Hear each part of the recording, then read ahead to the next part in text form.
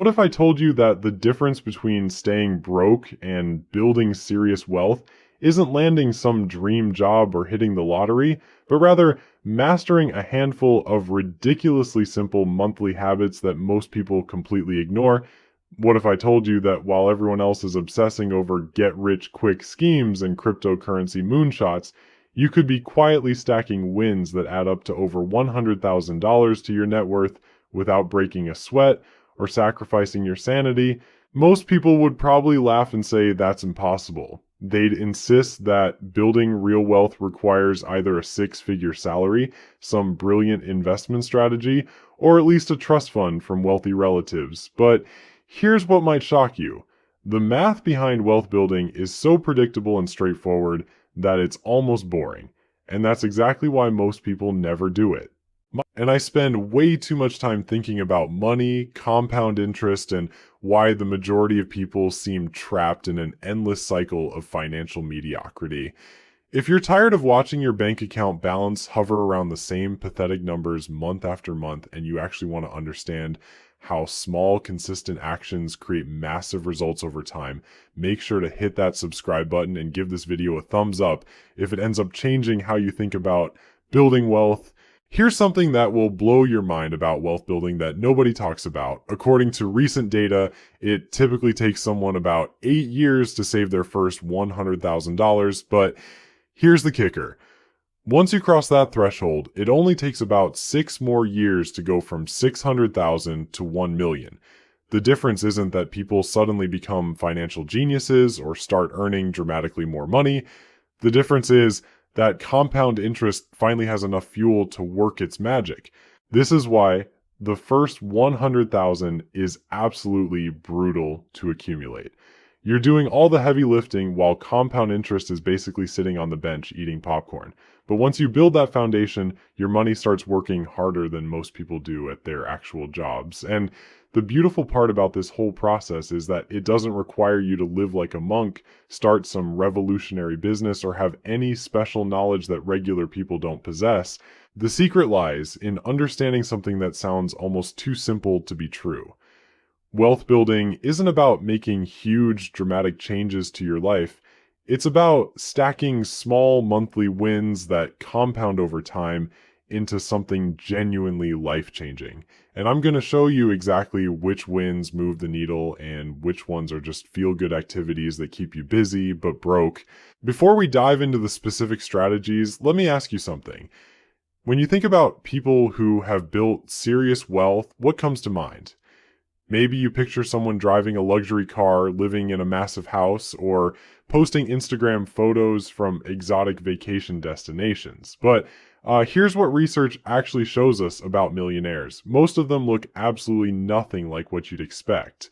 The typical millionaire lives in a middle-class neighborhood, drives a modest car that's probably several years old, and has developed habits around money that would seem boring to most people. They've mastered the art of living below their means while consistently directing money toward assets that grow over time. They understand something that escapes most people, which is that looking wealthy and being wealthy are two completely different things. The average household in America spends over $5,000 per month, which adds up to roughly $67,000 annually. Think about what this means. If you're spending $67,000 per year, you need to bring home at least that much just to break even. And remember, we're talking about take-home pay here, not gross income. So if you want to have any money left over for building wealth, you need to be earning significantly more than $67,000 per year or figuring out how to live on substantially less. This is where most people get stuck in what I call the earning trap. They assume the solution to their money problems is making more money. So they work longer hours, chase promotions, or start side hustles, all while maintaining the same spending habits that kept them broke in the first place. What happens next is predictable. As soon as their income increases, their expenses mysteriously increase right along with it. This phenomenon has a name. It's called lifestyle inflation, and it's probably the biggest wealth killer that nobody talks about. Here's the thing that successful wealth builders understand that most people miss. Building wealth has almost nothing to do with how much money you make and everything to do with how much money you keep. I know people making six-figure salaries who are completely broke because they spend seven figures worth of lifestyle. Meanwhile, I know teachers and mechanics who are quietly building substantial wealth because they've figured out the difference between looking rich and being rich. The first monthly win that can dramatically accelerate your wealth building is so obvious that most people overlook it entirely. Automate your savings before you have a chance to spend the money. This isn't some revolutionary concept, but it's shocking how few people actually implement it consistently. The idea is simple. Set up automatic transfers from your checking account to your investment accounts on the same day you get paid, before you have time to convince yourself you need that money for something else. Most financial experts suggest starting with 10 to 15% of your income, but here's what I've discovered from working with people who actually build wealth. The specific percentage matters less than developing the habit of paying yourself first. If you can only manage 5% right now, start there. The key is establishing the automatic system so that building wealth becomes as routine as paying your electric bill. Here's why automation works so well. It removes the emotional decision making that sabotages most people's financial progress. When you have to manually decide whether to invest money each month, you're fighting against every marketing message, social pressure, and impulse purchase that crosses your path. But when the money automatically flows to your investment accounts before you even see it, wealth building happens regardless of how you feel or what temptations arise. The second monthly win involves taking advantage of what might be the easiest money you'll ever make in your entire life. If your employer offers a retirement plan match, maximizing that benefit should be your absolute top priority. This is literally free money that your employer is offering to give you, yet approximately 25% of workers completely ignore it. Here's how employer matching typically works. Like, let's say your company matches 50 cents for every dollar you contribute, up to 6% of your salary. If you're earning $60,000 per year and you contribute 6%, that's $3,600 annually. Your employer then adds another $1,800 to your account for free. That's an instant 50% return on your investment before your money even gets invested in anything. Think about that for a moment. Where else can you get a guaranteed 50% return with zero risk? The stock market might give you 8 to 10% annually over long periods. Real estate might generate similar returns if you're lucky and smart about it, but employer matching gives you an immediate 50% boost just for participating. Yet somehow, millions of people leave this money on the table every single year. The math on this becomes even more compelling when you factor in compound growth over time. That extra $1,800 per year from employer matching, invested consistently over 30 years at an 8% return, grows to over $200,000. We're talking about money that could completely change your retirement picture, and all you have to do is contribute enough to get the full match. But here's where most people make a critical mistake. They think getting the employer match is enough, so they contribute just enough to get the free money and then stop. While maximizing your employer match should definitely be your first priority, building real wealth means thinking beyond just the match and creating a comprehensive long-term strategy. The third monthly win focuses on something that might seem counterintuitive at first. Paying off high-interest debt can be one of the most powerful wealth-building strategies available, even though it doesn't feel like you're building wealth at all. Here's why this works. When you calculate net worth, you take everything you own and subtract everything you owe. So, reducing what you owe directly increases your net worth dollar for dollar. But there's something even more powerful about eliminating high-interest debt that most people completely miss. It's not just about the mathematical benefit to your net worth. It's about the guaranteed return on investment that debt payoff provides. If you have a credit card charging 20% annual interest, paying off that balance is equivalent to earning a risk-free 20% return on your money. Show me an investment that can guarantee you 20% returns with zero risk, and I'll show you a scam or a credit card payment. The average American household is carrying over $9,000 in credit card debt. $9,000 that's generating absolutely nothing except stress and interest payments to credit card companies. If you're paying 20% interest on $9,000 in debt, you're throwing away $1,800 per year just in interest payments. That's money that could be working for you instead of against you. Here's what makes this even more ridiculous. Most of that credit card debt comes from buying things people don't actually need. I'm not talking about emergency medical expenses or unavoidable life circumstances. I'm talking about clothes that are probably hanging in closets with tags still on them, electronics that seemed essential at the time but are now gathering dust, and restaurant meals that were forgotten 5 minutes after the check arrived. The solution is straightforward, even if it's not always easy to implement. Make eliminating high interest debt your top financial priority, even before you start investing for retirement beyond your employer match. There's no point in earning 7% in the stock market if you're paying 20% on credit card debt. The math just doesn't work in your favor. But here's where it gets interesting. Once you eliminate that debt, don't just start spending that money on other things. Redirect those monthly payments toward your investment accounts. If you were paying $400 per month toward credit card debt, continue paying that same $400, but now it goes toward building wealth instead of making credit card companies rich. This is how you turn a wealth destroyer into a wealth builder without changing your monthly cash flow at all. The fourth monthly win involves building what might be the most boring yet essential component of any wealth building strategy: an emergency fund.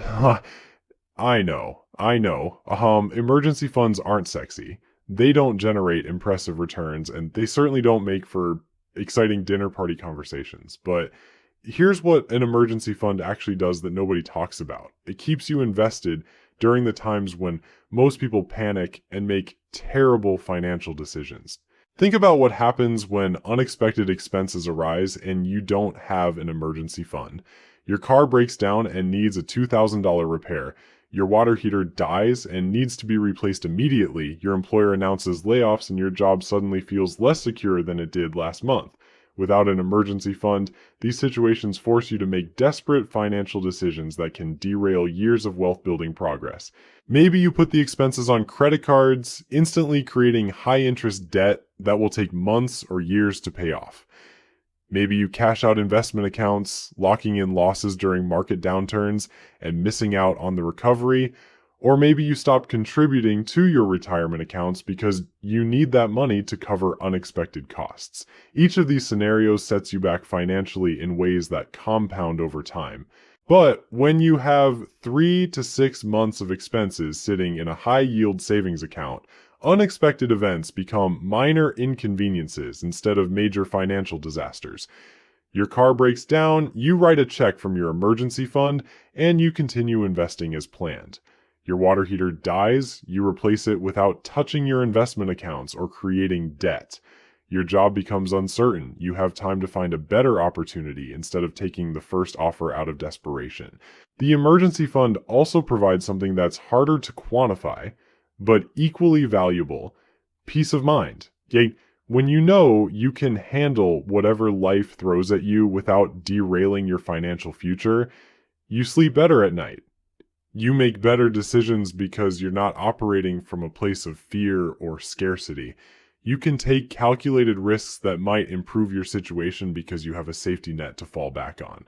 Building an emergency fund doesn't have to be overwhelming. Start with a goal of $1,000, which covers most minor emergencies that arise. And once you reach that milestone, gradually work toward 3 months of expenses, then 6 months. The key is treating your emergency fund contribution like any other monthly bill that has to be paid.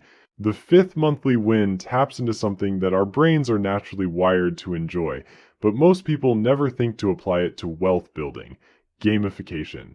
Making your financial progress feel like a game instead of a chore. This might sound silly, but there's solid psychology behind why this approach works so well. One strategy that's gained popularity recently is called the 100 Envelope Challenge. Here's how it works. You label 100 envelopes with numbers from 1 to 100. Each day, you pick an envelope and put the corresponding dollar amount inside. So if you pick envelope number 37, you put $37 in that envelope. After 100 days, you'll have saved $5,050. Now, you might be thinking that saving over $5,000 in about 3 months sounds pretty aggressive, and you'd be right. But the beauty of this challenge is that it's completely customizable. You can do it weekly instead of daily, stretching it out over 2 years. You can cut all the amounts in half, saving about $2,500 instead. Or you can double the amounts if you want to save over $10,000. The point isn't the specific amounts or timeline. The point is that gamifying your savings makes the process engaging instead of painful. Instead of forcing yourself to save a fixed amount each month, you're participating in a challenge that feels almost like entertainment. Your brain gets a small hit of satisfaction each time you complete a day of the challenge, which motivates you to continue. You can create similar games around debt payoff, investment contributions, or any other financial goal. Maybe you challenge yourself to find creative ways to cut $100 from your monthly expenses. Maybe you see how many months in a row you can increase your investment contributions by even small amounts. The specific game doesn't matter as much as finding ways to make financial progress feel rewarding in the moment. The sixth monthly win addresses something that might be costing you thousands of dollars annually without you even realizing it: subscription creep. The average American household is paying for multiple streaming services, software subscriptions, gym memberships, meal delivery services, and dozens of other recurring charges that quietly drain bank accounts month after month. Here's what makes subscription creep so insidious. Each individual charge seems small and reasonable. $10 per month for a streaming service, $15 for a music subscription, $30 for a meal kit delivery. But when you add them all up, many households are spending several $100s monthly on subscriptions they barely use or could easily live without. The solution is simple, but requires a bit of detective work. Go through your bank and credit card statements from the past 3 months and identify every recurring charge. Write them all down with the monthly cost next to each one. Then ask yourself honestly whether each subscription is providing value that justifies its cost. If you haven't used a service in the past month, cancel it immediately. If you're paying for multiple services that provide similar benefits, pick the best one and cancel the rest. This exercise often reveals shocking amounts of waste. I've seen people discover they were paying for gym memberships at facilities they hadn't visited in over a year. Families paying for 3 different streaming services when they only regularly use one. Software subscriptions for programs they tried once and forgot about. The money saved from eliminating unused subscriptions can easily add up to several $100s per month, which becomes several $1,000s annually when redirected toward wealth building. But here's where things get really interesting, and this is the monthly win that separates people who talk about building wealth from people who actually do it. Understanding the difference between assets that make you money and liabilities that cost you money. Most people think they're building wealth when they're actually just accumulating expensive stuff that drains their bank accounts. Let me give you an example that might sting a little. That brand new car sitting in your driveway that you're so proud of, the one with the $400 monthly payment, full coverage insurance, and maintenance costs, that's not building wealth. That's wealth destruction with leather seats and a sunroof. The moment you drove it off the lot, it lost thousands of dollars in value. Every month you own it, it continues depreciating while costing you money. Now, I'm not suggesting you should walk everywhere or ride a bicycle to work, though your cardiovascular system might thank you. What I'm suggesting is that you think differently about major purchases. Instead of buying the newest, shiniest version of everything, consider whether a slightly older, more affordable option would serve the same purpose while freeing up money for actual wealth building. The average car payment in America is now over $700 per month. $700 for something that loses value faster than a celebrity marriage. If you could find a reliable used vehicle and cut that payment in half, you'd free up over $4,000 annually. Invested consistently at 8% returns, that extra $4,000 per year grows to over $500,000 over 30 years. There you have it. 6 monthly wins that don't require you to become a financial genius, inherit money from a rich uncle, or sacrifice your soul to the productivity gods. Automate your savings, grab that free employer match, eliminate high interest debt, build an emergency fund, gamify your progress, and cut the subscription nonsense. Start with just one of these strategies this month, and in a year you'll be shocked at how much your financial picture has changed. Your future millionaire self is counting on the decisions you make today, so stop making excuses and start making moves. Look, building wealth isn't rocket science, but it does require you to think differently than most people. While everyone else is chasing the next hot stock tip or complaining about not making enough money, you now have a blueprint for creating real, lasting wealth through small monthly actions that actually work. Let's recap what we've covered. Automate your savings so wealth building happens whether you feel motivated or not. Grab every penny of that employer match because it's literally free money sitting on the table. Attack high interest debt, like your financial life depends on it, because it does. Build that boring emergency fund so unexpected expenses don't derail your progress. Make saving feel like a game instead of a punishment. And stop letting subscription services quietly steal your wealth building money month after month. Here's the truth that nobody wants to hear. Most people will watch this video, nod along, maybe even get excited about the possibilities, and then do absolutely nothing. They'll go back to complaining about money while continuing the same habits that keep them broke. Don't be those people. Pick one strategy from this video, just one, implement it this week. Once it becomes automatic, add another. Your future self is literally depending on the choices you make right now. The path to $100,000 in additional net worth starts with your next decision, not your next excuse. The math works, the strategies are proven, and the only question left is whether you'll actually do something about it.